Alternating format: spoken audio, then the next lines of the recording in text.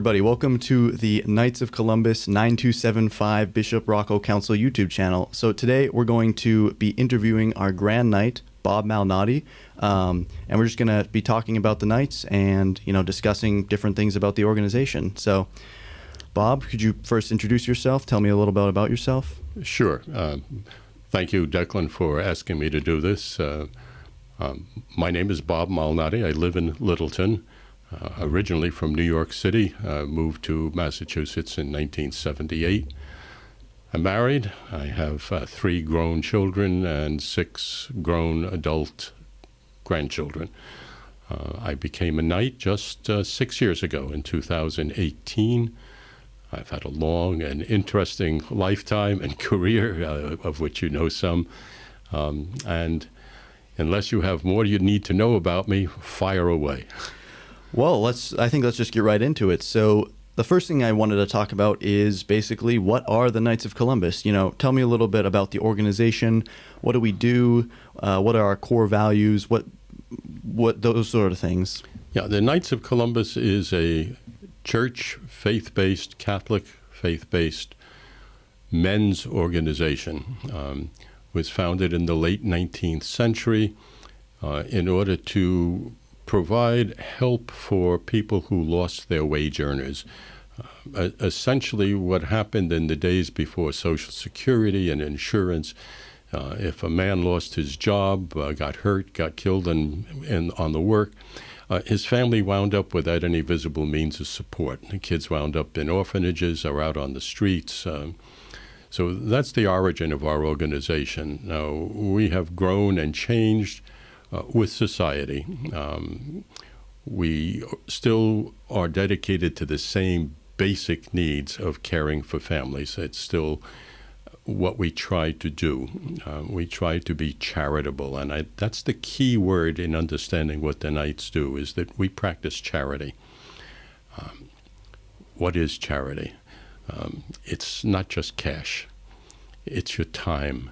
It's your interest. It's your caring for others. The greatest act of charity the world has ever known was Jesus Christ giving up his life for us.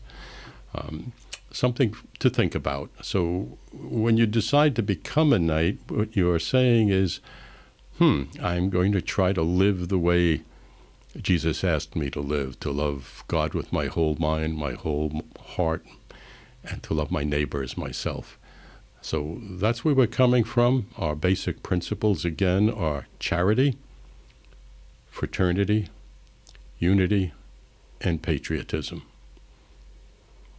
And you would say charity is kind of the one that underlies all of that? That's correct. It encompasses all the rest, that you can't be charitable all by yourself. You can't be. So we work as a band of brothers. We're a fraternity. You can think for those who've joined fraternities at school, what do? You're a band of brothers. You pledge to assist each other. You pledge to assist others. That's what we do. But charity is the key underlying thought. Absolutely, yeah. So now that we know a little bit more about the Knights as a whole, why don't you tell me a little bit about your specific role in the Knights? Maybe why you joined and when, how you got involved, and how you worked your way up to becoming the Grand Knight of our council. Okay, this will take 2 or 3 minutes. As a boy growing up in New York City, there were 2 men in the community, Patsy Santoro and Mac McCarthy. They were stalwarts in our community. You saw them at every church event, every procession in the street, wearing their black and red capes, carrying their swords. They were 4th-degree Knights of Columbus. They were the trustees of the church. They were the people who called on you when your dad had been killed in World War II, and they came with the people from the military to inform you of the loss of your loved one.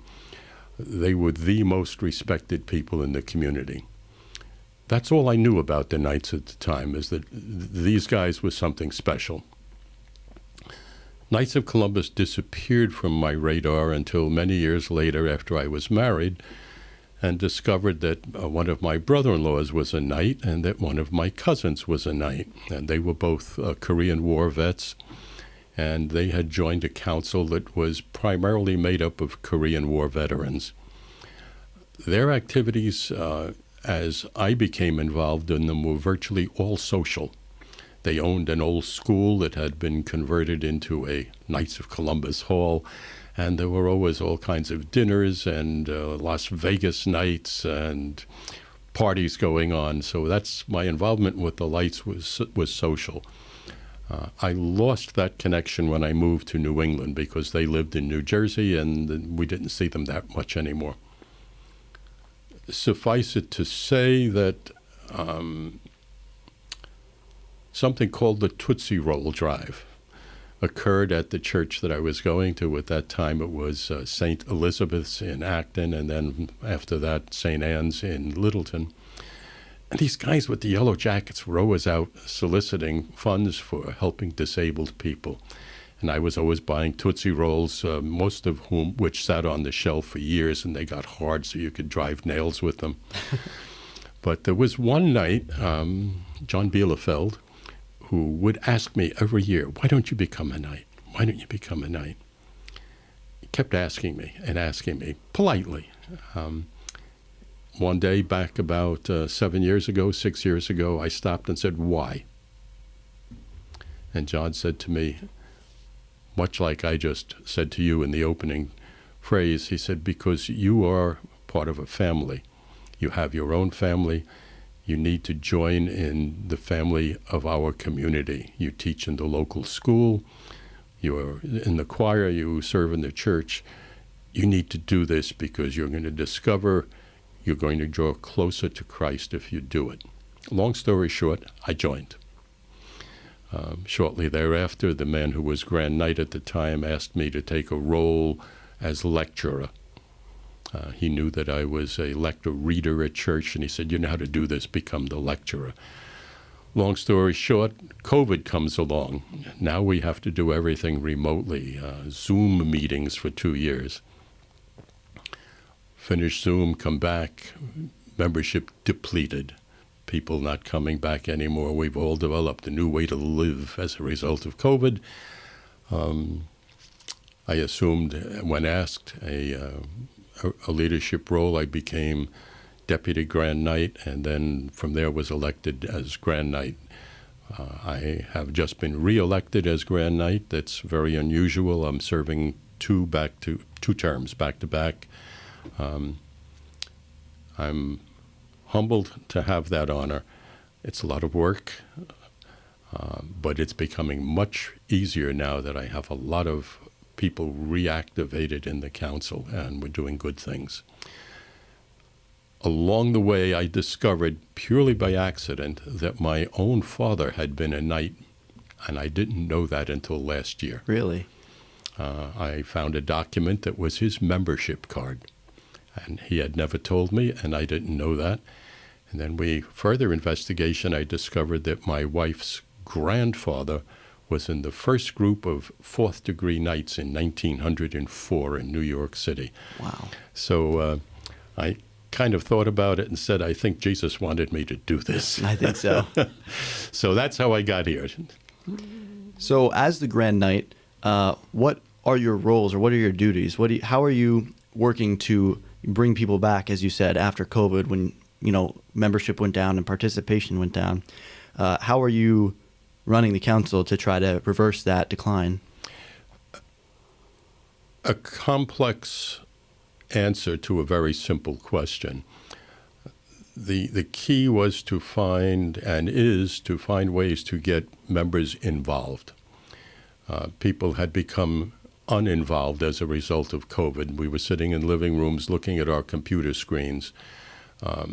So I began asking people, how about you run the installation dinner this year? Or how about you participate in the fair for disabled children that we hold at the Paul Center, as I asked you? That's right.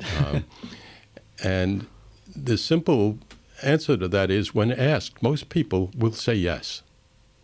If they're not asked, they don't know what to say yes to. So we began a very aggressive campaign of asking people to join. I carry these little cards with me. This year, today is the day to become a knight. And on the back of it, it tells you how to do it. Go to kfc.org/join, and there's our council number and my name. And I give these out, and it's amazing. We attracted 12 new knights last year. Wow. 12. Of those 12, more than half of them are currently very active in the council. They're actually taking roles of leadership, officership roles, event leadership roles. So we've got a ball rolling here. Very good. That's my job, is to keep that ball rolling and to grow the organization by having increased participation and spreading the leadership. Right. So you kind of discussed this a little bit when we were talking about charity earlier, and then also talking about your specific experience.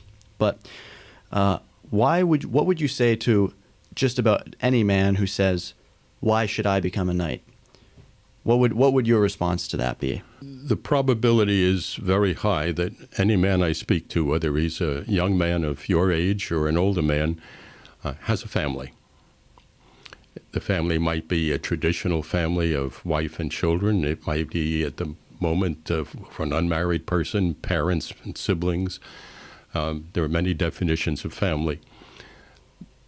By becoming a knight, you enrich your family life. You bring Christ into your own life, and in so doing, you then bring Christ into your extended family, whether it's your parents, your wife. You begin to say grace at meals. You remember to go to church on Sunday. Say, we can take that hike a little later. Let's go to Mass first. And you enrich your spiritual life. And in doing that, in enriching your spiritual life, you develop a calmness and a happiness, a willingness to participate and to be a good person. It becomes easy to be charitable. So speaking of that charity and the way in which, you help families, as you mentioned before, we also do work with disabled people. Why don't you tell me just about some specific events or specific programs that our council participates in that, if a man decided to join the Knights, that he can also become a part of? Sure. One that we just completed a few weeks ago, we have our meetings at a place called the Paul Center for Learning in Chelmsford, which is a school that caters to people with learning disabilities. We held a morning-long summer fair for them in August, games that were specifically geared to being played by people with learning disabilities. Ages of participants ranged from single digits, perhaps 9 or 10 in that area, up to adult age people who were in their 40s. Learning disabilities don't go away with age. We had almost 30 knights with wives, children, grandchildren participating. One of the most enriching experiences you'll ever have, to watch the smiles on the faces of these young people when you realize that this is something they can actually do. You're enriching their lives, and in so doing, your own life gets enriched. I cite that one because we just did that. We participate in helping people with specific disabilities. Last year, we identified a young girl who was severely autistic, nonverbal, discovered that she needed a lot of help. Her parents could not afford to buy her a bed. She was sleeping on the floor. They could not afford to buy her a fancy iPad that she could write on and would then verbalize what she had written. They couldn't afford the $3,000 swing set that she would need to work off her aggressions in the backyard. We took care of all of that. Had it installed, visited with them, and we have a family that is now enriched because of our help to them. We actually did this in conjunction with another fraternal organization. We worked with one of the local Lions clubs to get it achieved. I have to leave them nameless. But those are two very concrete examples of things you can do. We have a new program. It's called CORE, C-O-R, which in Latin means heart. This is a program we just began this year. We had our first 8 meetings. 7, it could be 7 meetings, don't hold me to that. It's men praying together and then discussing how prayer has affected our lives and how we can live better lives by helping each other, sharing our life experiences. A personal enriching opportunity. We, in October, we sponsor hospitality at the churches that we serve. One of them is a pumpkin face painting contest. Last year we had, I believe, about 40 pumpkins. And after Mass, families came and had cookies and donuts while their kids painted pumpkins. We're doing it again this year by popular demand. A great way to bring families together. Again, the focus goes back to families. If you think of the common thread here, each one of them has a direct connection back to families, which takes us back to the origins of being a Knight of Columbus, protecting, growing the family. Going back briefly, actually, to one of those events you mentioned before, the Camp Paul Summer Fair, I'll just say that was, when I joined the Knights, that was the first event that I was actually able to participate in, and it was exactly as you said, just the joy that we brought to those special needs folks. It just was very enriching, and it was a totally different experience than anything I'd ever done before, and that's what made me realize I really should get involved with this more, and I really should be participating. So that specifically is one of my favorite events. But speaking of how it also, as we help enrich the lives of others, it also enriches ourselves. I wanted to ask you, how do you think you personally have been enriched or have been benefited, or have benefited, from being a member of the Knights of Columbus? One way to look at it is to recognize that I'm well advanced in years. By being active in the Knights of Columbus, I've been able to stay connected to younger families. You, for example, I have grandchildren that are older than you are. So it's been a way for me to not lose touch with the next generation, to try to understand how the next generation thinks. What are your needs? What are your expectations? How do I convince a young person like yourself that joining the Knights of Columbus is going to be good for you, is going to be something that you'll treasure? So, how has it enriched me? That's one method. The second is even dealing with my own personal problems. I have a wife with a health problem. The support of Brother Knights has been an enriching experience for me, to realize that we do care about each other. To watch how Brother Knights have reached out to other Knights in need and driven them to medical appointments, to take them to the doctor's office, to cut their grass, to do things that help people who had real needs and that we could easily satisfy it, and it didn't mean having to dip into your pocket for money. It meant giving of yourself.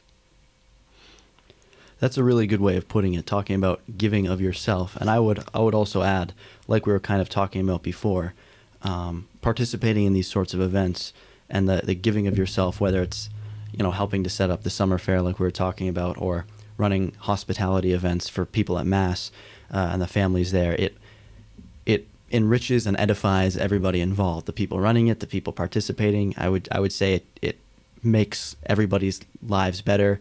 And I would also add that it probably draws us all closer to Christ. Would you agree with that? Yes, I would. And, another aspect which I'm going to add is that we are in the unique position in our council of serving two parishes, the Holy Rood Collaborative and Blessed Trinity Parish, which comprises 5 churches across Lowell, Chelmsford, Westford, and Littleton.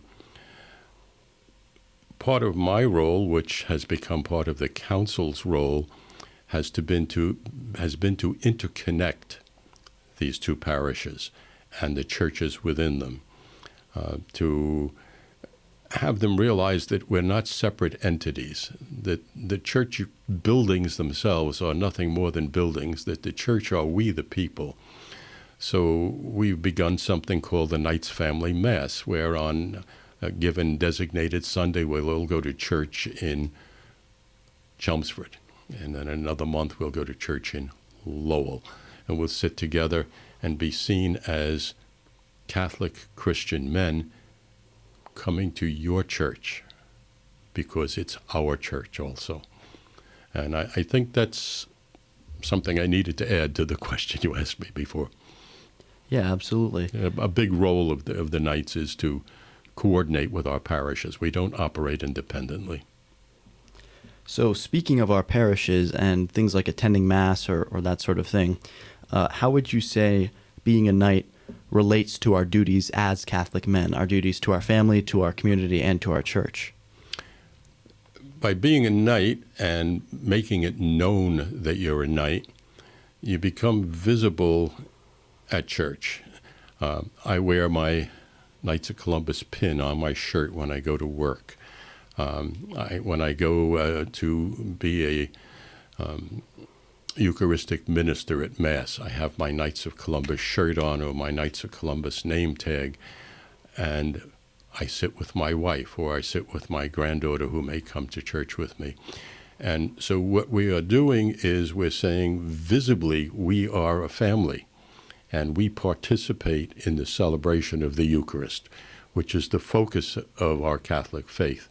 And when you see a Knight and the Knights family, and the Knights family frequently is just brother Knights, you begin to say, not such a bad idea.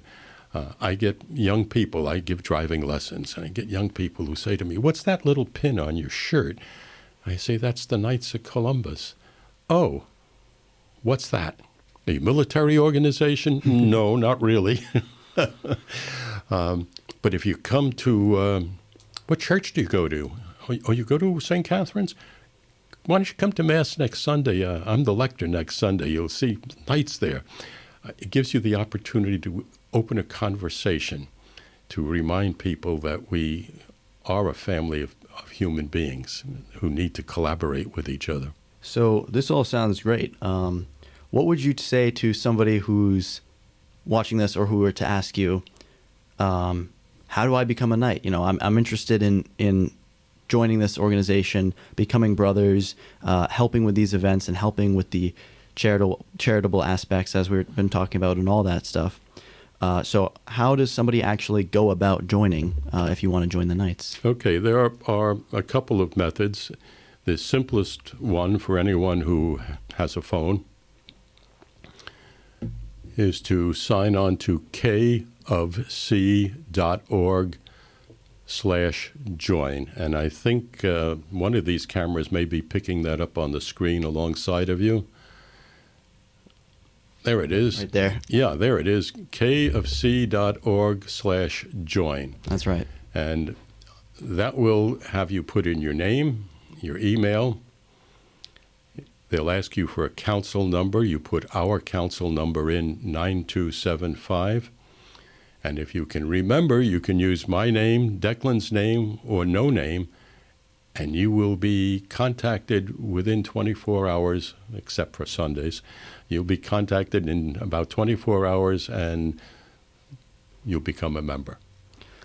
It's that simple. You need to do that. The other way to do it is approach anybody that you know that is a Knight, one of us that you might see wearing a shirt or wearing a Knight pin, or when we do our membership drives at the churches, we do 2 in each church every year, and just say, "I'd like to become a Knight. we'll pull out our phones and do it for you right on the spot. We'll get you right in on the spot. Now, once you've joined, officially become on the membership roll, then you'll undergo something called exemplification. Effectively, you'll come to a ceremony that lasts about a half hour, in which we describe our principles of charity, unity, and fraternity, and we ask you to pledge to honor those principles as a knight. And if you so pledge to honor those principles, you are officially then a third-degree knight, and we'll find a job for you.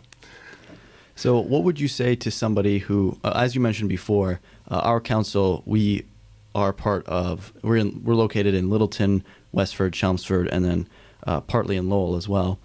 What about somebody who wants to join, who is not from this area maybe, and doesn't know anybody specifically who is in their council in their area, or doesn't know if there is a council in their area at all? How would you go about joining in that case? kfc.org/join. Just give your address, leave the council number out since you don't know one. You've just said to me so, and you will then get a call back and say the nearest council to you is Council 16374, and we're going to notify them that we're going to assign you to their council. Is this agreeable to you? It's in Bloomfield, New Jersey. And you say, no, I live in Bloomfield, Minnesota. Oh, okay, we'll sort that out for you. So it's very simple. You still go to kfc.org/join. You don't have to fill anything more in than your name and your address. It's important that we know where you reside. If we don't know where you reside, then we have no way of knowing how to recommend you to the nearest council. One of my grandsons joined last year. He happens to be in college in Pennsylvania.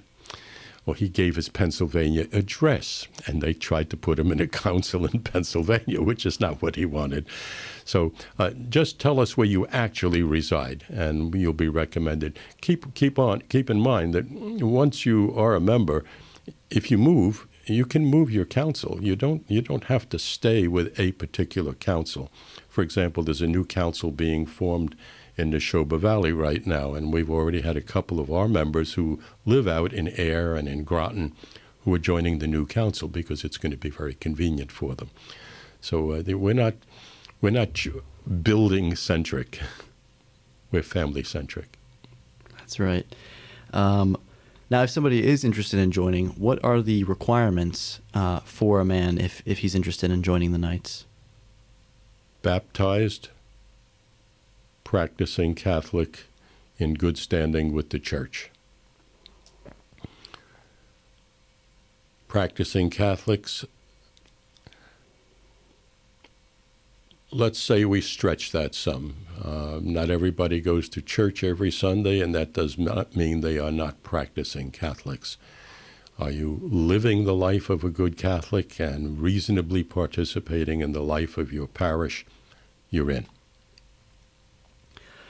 Now, so my last question is, as you already mentioned, once you join, you go through the exemplification ceremony, and that's how you become a third-degree knight, and you pledge to follow the principles of the order. In our council in particular, after that ceremony, how do you then get involved? How do you join events, or how do you do different things like that? Well, the first thing that happens is someone like me walks right up to you and says, okay, what are your skills? Are you a retired lawyer? Are you a grocery clerk? Let's see how we can fit into some of our activities. So maybe I turn you over to our director of life activities or our director of community activities. You say, well, I think I'm interested in Special Olympics. Well, we do Special Olympics. We do basketball challenges.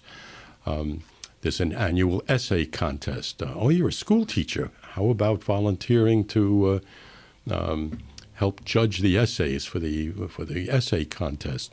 So we try to match your skill set with activities. We have, over the course of last year, we had pretty close to 50 different activities went on. Special Olympics, fairs, food booths in the summertime, marching in parades, prayer services, core activities, hospitality Sundays. There are a lot of things going on, and we can generally match you up with something and you give it a try. We have instituted an apprenticeship program so that you don't have to go it alone. So let's say you're interested in the summer fair, as your case. We apprenticed you. That's right. Okay? So you had a chance without having to take direct responsibility for it to work with the person who did have responsibility for it.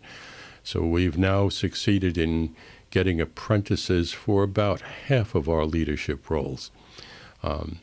Object is to let you try it out and say, yes, this isn't a good match for me. Or, yeah, I like this. I'd be more interested in moving up the ladder in this. So that's the direction we take on that, Declan. Well, Bob, thank you so much for asking my questions. I guess I said my last question last time, but my real last question is there anything else you would want to add or you'd want to say maybe to anybody who wants to know more about the Knights, or is there anything we didn't talk about that you wanted to mention? I think we talked about the important pieces, but I would like to reiterate that today is the day to become a Knight. Jesus needs you. The world needs us. Our Christian values are the bedrock of American society. We're a society in stress right now. And what we need is people who behave, think, and act in a Catholic Christian manner. If you have the slightest interest in being a good American, in having this be a good place to raise your children and your family, become a Knight. Go to kfc.org, stop anybody you know who you think is a Knight, look in your parish bulletins. Parish bulletins, for the most part, are all online now, so you don't even have to go to the church to see it. And you'll find generally an announcement in it somewhere that says how to join the Knights of Columbus. I would urge every man to think about it. There's one other aspect that I should have mentioned that I neglected. One of the things that the Knights of Columbus does is we have a very large, extremely good insurance organization. We provide a whole service of insurance mediums, annuities, and now through Knights Investment Services, even to non-Knights, investment activities in faith-friendly businesses. Continually rated as one of the best insurance companies in the country. Very inexpensive rates because we are not paying huge commissions to people. Very high quality insurance, very well backed up, very asset rich. This is a great opportunity, especially for younger people who have need for insurance to protect families or to protect their future, to buy high quality insurance at very minimum rates from a very highly respected company. I'm sorry, I should have mentioned that earlier. No, absolutely. Yeah, that's another big part of the organization. I might add, I own a $1,000 Knights of Columbus insurance policy. Its current cash value is very close to 5 figures. Wow. Yeah, like you said, it's about helping each other out and being a fraternal organization. So, obviously there is the monetary aspect to it, but as you mentioned, the order was founded to help men protect their families in case they got injured or got killed or, anything of that sort. So yeah, it's a really great aspect of what we do as well, I would say. Mm-hmm. Well, thank you, again, Declan. Yes, thank you, Bob. Thank you for answering the questions. Thanks for the opportunity to talk about the Knights. It's a wonderful organization of good people, and that's the best part of it, is the fellowship you're going to find that will encourage you to get more involved. Absolutely, yeah. So like we talked about before, if anybody watching this, if you're interested in joining, you just go to kofc.com, kofc.org/join. And if you're in the area, if you're in Littleton, Westford or Chelmsford, you can put in our council number, 9275.